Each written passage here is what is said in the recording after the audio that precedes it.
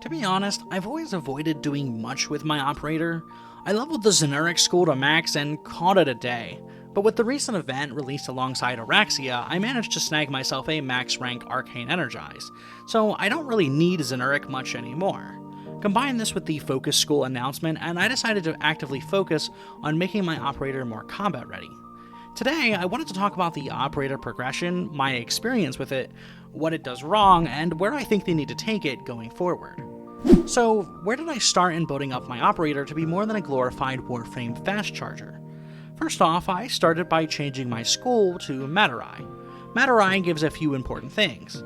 The ability Void Strike massively buffs your operator's output for a few seconds, which synergizes well with Last Grasp.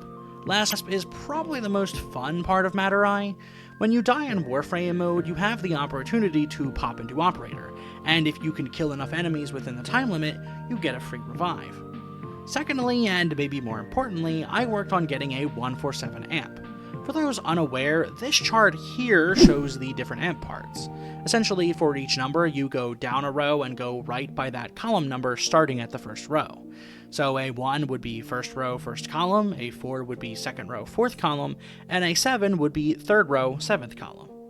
This is where shit starts to get really dubious. How exactly do we go about gathering the parts required for amps? Well, it depends on what exactly you want. Weaker amps don't require super high standing, but are, well, weaker. In my case, I wanted a 147, so I needed to grind quite a bit. The Rat Black Prism isn't too bad, you just need level 1 with the Ostrons and the Quills. However, the Fad Scaffold requires both to be level 4, because the blueprint itself is from the Quills at level 4, and requires a Heartnith, which comes from the Ostrons at level 4. This grind alone is a pain in the ass. Keep in mind that faction standing is time-gated, but not only that, the Quills require Eidolon hunting, which is even further time-gated. And even without the time gate, these grinds just aren't fun to me. Bounties in Cetus are so long, and none of the objectives are particularly interesting. Eidolon hunts, on the other hand, oh boy. I think if Eidolon hunts didn't exist, I could just say that the operator progression is just super annoying, but these things are a massive problem. Getting into Eidolon hunting is this weird chicken and egg scenario where you farm Eidolon to get a better amp, but to farm Eidolon, you need a better amp. Even worse, Eidolons are double time gated. You can only hunt Eidolons every other hour because of the stupid ass day-night cycle. Genuinely, I cannot imagine doing this grind if I could only play a few hours a day. At the absolute bare minimum, DE needs to make Eidolon hunting an always available activity. Of course, this is somewhat remedied by the facts that A, we now have the Sirocco, and B, we're a hell of a lot stronger than we were back when Eidolons first released. But even still, it doesn't feel great. Starting Eidolon hunting is basically hoping to God you get a team member who can carry you, while you go out and charge lures. Basically, Eidolon hunting goes like this.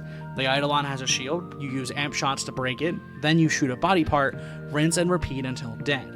The other aspect is going around the map to find lures, hacking them, and killing nearby Vomalists to charge them. If you're like most people starting out, what this boils down to is this. Charge lures because you can't really provide anything else to the team. Eidolon's shield drops instantly, body part is obliterated in one shot from someone's ICBM-powered sniper rifle, it dies, and you hope you got enough shards to level up in rank.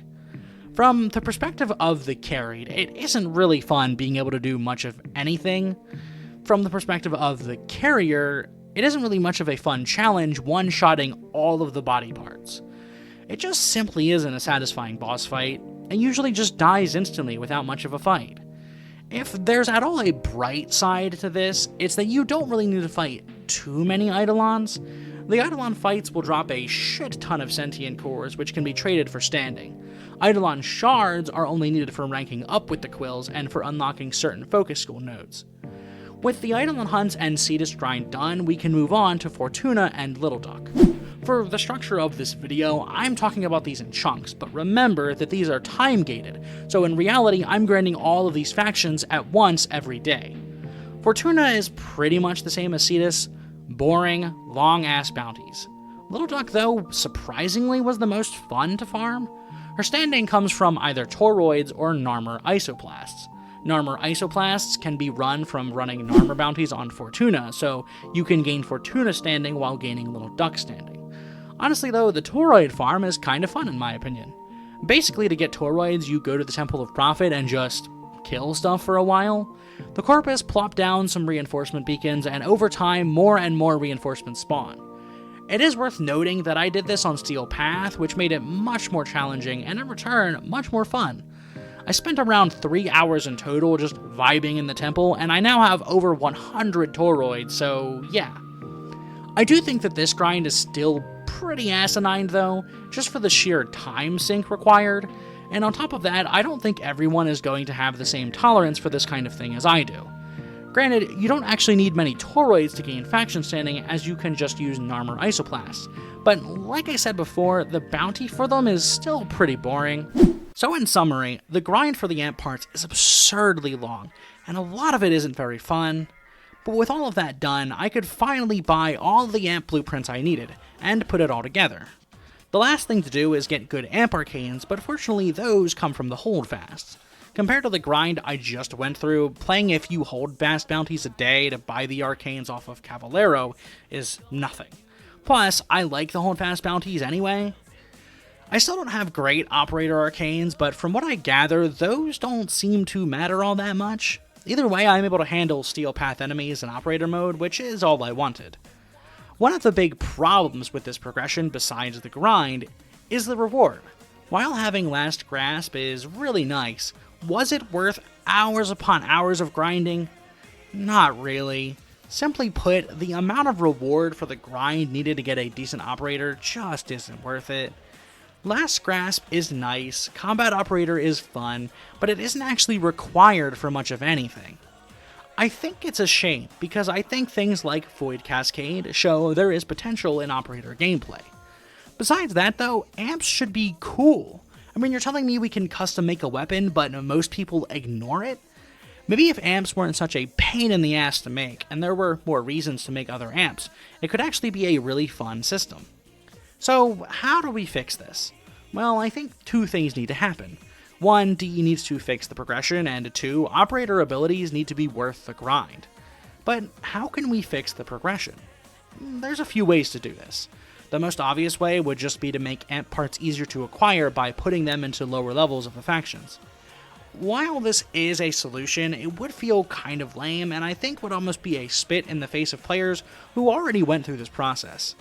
The easiest way, I think, would be to introduce a new faction, possibly related to the Sentience, that contains new amp parts. Either DE could make the amp parts straight up better than the ones currently in the game, or make them a good starting point specifically for Eidolon farming. This could also be a good way to reintroduce Eidolon hunting too. Maybe a new form of Eidolon appears on the plains, and one of the story missions in Tau is a tutorial on how to fight it.